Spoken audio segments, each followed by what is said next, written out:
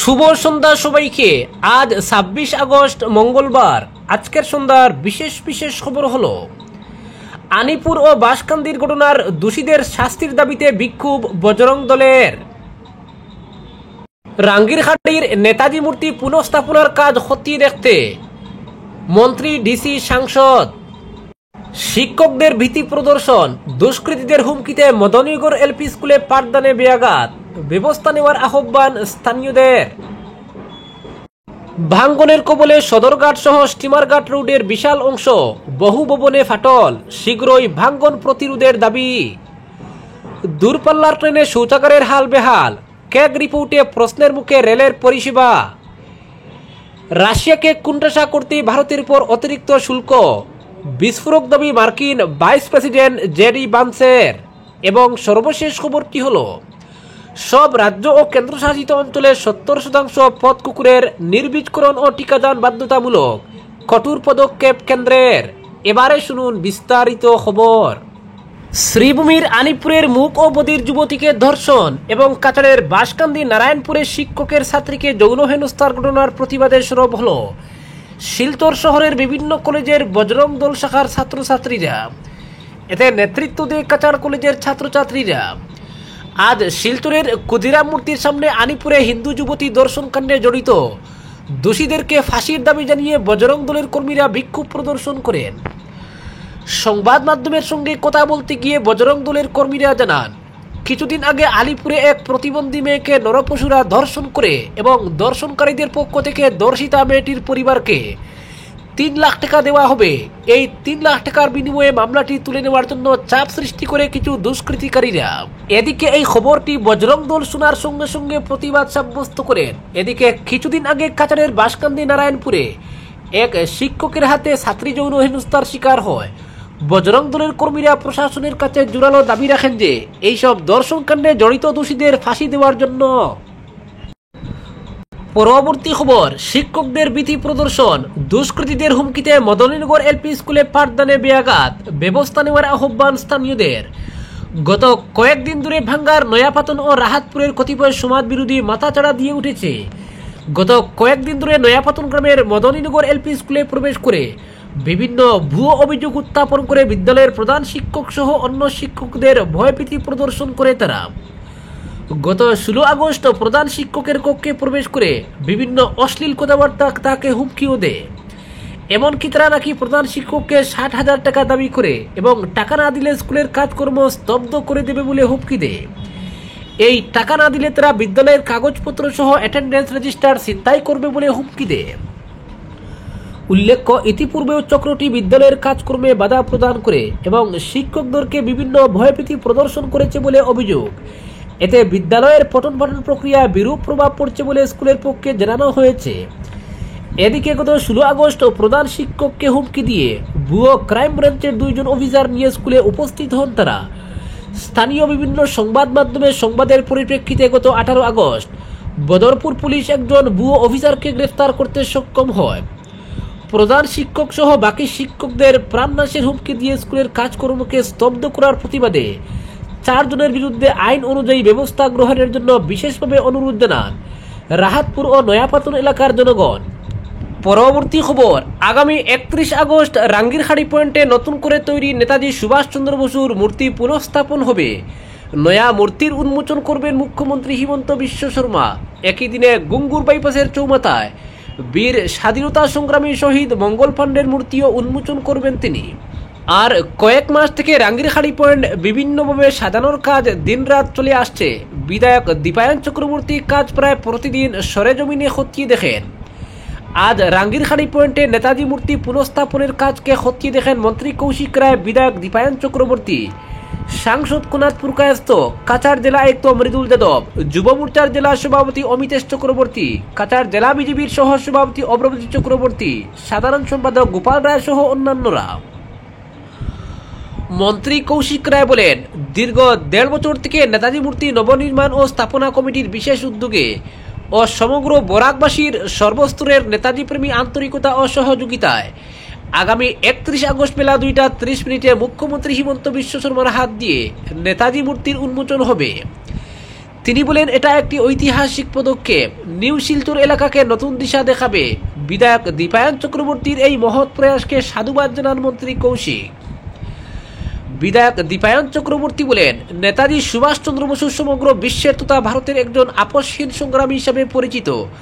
তার মূর্তিটি পুনঃস্থাপন করতে পেরে তিনি আনন্দিত। বলেন, নেতাজি মূর্তি নবনির্মাণ ও স্থাপনা কমিটির প্রত্যেকজন সদস্যদের সহযোগিতা ও আন্তরিকতার কারণেই তা সম্ভব হতে চলেছে। সেই সঙ্গে সমগ্র শিলচরবাসী যেভাবে সাহায্যের হাত বাড়িয়ে দিয়েছেন সেটাও ধারণার অতীত। শেষে শিলচরবাসী তথা উপস্থিত সবাইকে আন্তরিক ধন্যবাদ জানিয়ে আগামী 31 আগস্ট সর্বসাধারণকে এই মহৎ কাজের সাক্ষী হওয়ার জন্য উপস্থিত থাকার বিনম্র অনুরোধ জানান। পরবর্তী খবর, শিলচর সদরঘাটস্থিত জনস মিল থেকে স্টিমারঘাট রোড এলাকায় বরাকের পাড়ে ব্যাপক ভাঙন শুরু হয়েছে। অবিলম্বে তা রোধ করা না হলে তা ভয়াবহ চেহারা নেবে, এমনকি নদীর গতিপথ পরিবর্তিত হয়ে যেতে পারে বলেও আশঙ্কা এলাকাবাসীর।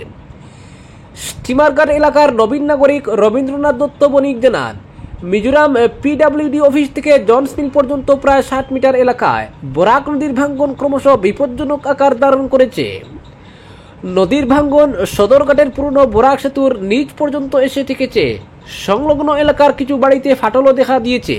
তিনি জানান, গত প্রায় 1.5 দশক থেকে নদীর ভাঙন স্টিমারঘাট রোডের দিকে এগিয়ে আসছে।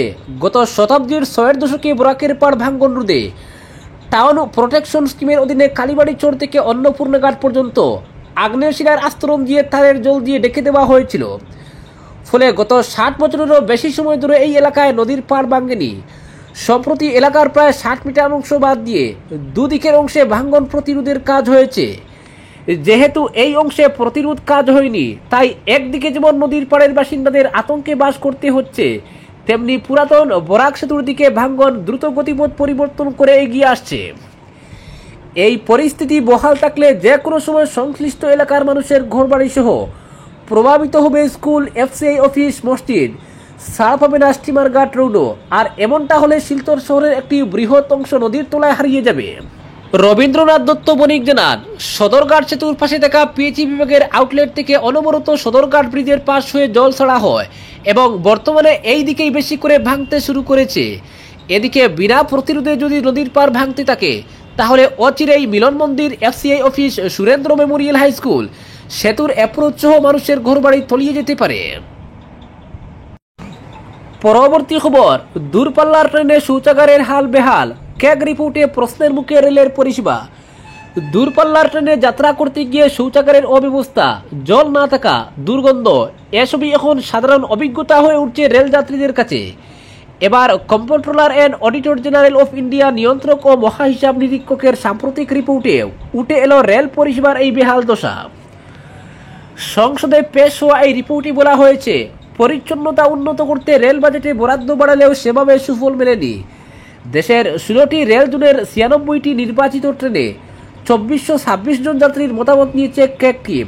তাদের সমীক্ষায় দেখা গেছে শৌচাগারের মান নিয়ে অসন্তুষ্ট প্রায় 40% যাত্রী। অনেকেই অভিযোগ করেছেন, জল থাকে না, শৌচাগার এত নোংরা যে ব্যবহার করা যায় না।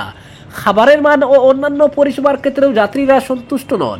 প্রায় অর্ধেক যাত্রী রেলের সেবার মান নিয়ে ক্ষোভ প্রকাশ করেন। তবে শুধু সমালোচনা নয়, প্রশংসাও রয়েছে রিপোর্টে। ক্যাগ জানিয়েছে, শৌচাগার সংক্রান্ত অভিযোগের 89% সময় মতো নিষ্পত্তি হচ্ছে, কিন্তু সমস্যা হচ্ছে পর্যাপ্ত কর্মীর অভাব, প্রয়োজনীয় যন্ত্রপাতি ও উপকরণের ঘাটতি।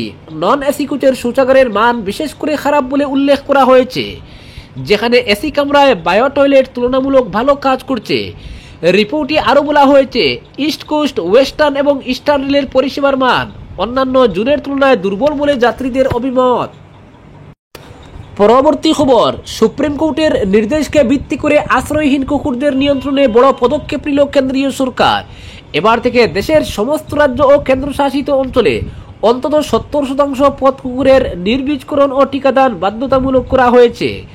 এই নির্দেশ কার্যকর হচ্ছে কিনা তা নিশ্চিত করতে রাজ্যগুলিকে মাসিক অগ্রগতি রিপোর্ট জমা দিতে হবে কেন্দ্রের কাছে। এর আগে কেন্দ্রের ভূমিকা ছিল পরামর্শমূলক, কিন্তু এবার সরাসরি দায়িত্ব দেওয়া হচ্ছে রাজ্য প্রশাসনকে। সুপ্রিম কোর্টের নির্দেশ অনুযায়ী নির্বীজকরণ ও টিকাদানের পর কুকুরদের আবার তাদের আগের জায়গায় ফিরিয়ে দিতে হবে। প্রাণী সম্পদ মন্ত্রক ইতিমধ্যেই দেশের সব রাজ্য ও কেন্দ্রশাসিত অঞ্চলের মুখ্য সচিবদের কাছে চিঠি পাঠিয়ে জানিয়েছে নির্দেশ না মানলে তার পরিণতি ভুগতে হবে। এই উদ্যোগকে সফল করতে কেন্দ্রীয় সরকার আর্থিক সহায়তার কথাও ঘোষণা করেছে। প্রতিটি কুকুরের জন্য 800 টাকা এবং প্রতিটি বিড়ালের জন্য 600 টাকা ভর্তুকি দেওয়া হবে। পাশাপাশি বড় শহরে জলাতঙ্ক নিয়ন্ত্রণ ইউনিট, খাবারের জায়গা ও আধুনিক আশ্রয় কেন্দ্র গড়তে আলাদা তহবিল বরাদ্দ করা হয়েছে। ছোট আশ্রয় কেন্দ্রের জন্য সর্বোচ্চ 15 লক্ষ এবং বড় আশ্রয় কেন্দ্রের জন্য 27 লক্ষ টাকা পর্যন্ত সহায়তা মিলবে। পশু হাসপাতাল ও পুনর্বাসন কেন্দ্রগুলির জন্য এককালীন 2 কোটি টাকার অনুদানও ঘোষণা করা হয়েছে। নতুন জন্ম নিয়ন্ত্রণ মডেলকে স্ট্যান্ডার্ড অপারেটিং প্রসিডিউর হিসেবে মেনে চলার নির্দেশ দেওয়া হয়েছে। এতে নির্দিষ্ট ফান্ডিং জোন, 24 ঘন্টার হেল্পলাইন এবং বড় শহরে জলাতঙ্ক নিয়ন্ত্রণ ইউনিট অন্তর্ভুক্ত থাকবে। এই পুরো প্রক্রিয়া স্থানীয় এনজিও ও আশা কর্মীদের গুরুত্বপূর্ণ ভূমিকা থাকবে, যারা কুকুর শনাক্তকরণ, মানবিকভাবে ধরার ব্যবস্থা, চিকিৎসা ও পুনর্বাসনের কাজ করবেন। পরবর্তী খবর, রাশিয়াকে কোণঠাসা করতে ভারতের উপর অতিরিক্ত শুল্ক। রাশিয়ার তেল অর্থনীতিকে ধ্বংস করার লক্ষ্যেই ভারতের উপর বাড়তি শুল্ক চাপিয়েছে আমেরিকা, এমনই বিস্ফোরক দাবি করলেন মার্কিন ভাইস প্রেসিডেন্ট জেডি ভেন্স। মার্কিন সংবাদ মাধ্যমকে দেওয়া এক সাক্ষাৎকারে ভেন্স জানান, রাশিয়ার বিরুদ্ধে সরাসরি নিষেধাজ্ঞা চাপানোর পরিবর্তে সেকেন্ডারি ট্যারিফের মাধ্যমে ভারতের উপর চাপ সৃষ্টি করা হয়েছে, যাতে রাশিয়ার জ্বালানি রপ্তানি ক্ষতিগ্রস্ত হয় এবং ইউক্রেনে যুদ্ধবন্দী তারা বাধ্য হয়। ভেন্সের মতে গত কয়েক সপ্তাহে রাশিয়া ও ইউক্রেন উভয়ের মধ্যেই কিছু নমনীয়তা দেখা গিয়েছে, যা শান্তি আলোচনার সম্ভাবনা জাগিয়েছে। তবে বাস্তব পরিস্থিতি বলছে রাশিয়ার হামলা আরও তীব্র হয়েছে এবং তারা ইউক্রেনের নতুন অঞ্চল দখল করছে। এই অবস্থায় সাংবাদিকদের প্রশ্নের উত্তরে ভেন্স জানান, রাশিয়ার অর্থনীতিকে দুর্বল করতে ভারতের উপর দ্বিতীয় দফায় শুল্ক চাপানো হয়েছে।